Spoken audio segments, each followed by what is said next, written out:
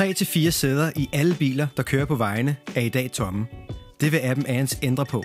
Tjenesten forbinder passagerer med chauffører, der har ledige sæder i bilen via en gratis app til smartphones. Lad os se, hvordan det virker. Her er Maria.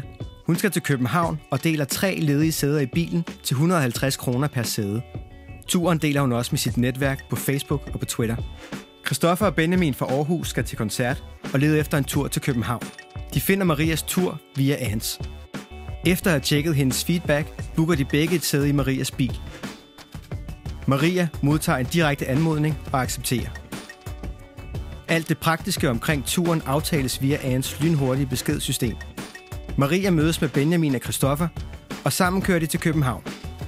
Maria har tjent 300 kroner ved at dele 2 sæder via Ans. Christoffer og Benjamin giver god feedback til Maria og har samlet sparet 500 kroner på turen. Sæder kan også bookes og deles via Ans hjemmeside. Ans er gratis. Du kan hente den nu til iPhone, Android og Windows Phone. Jo flere vi er, desto bedre virker det.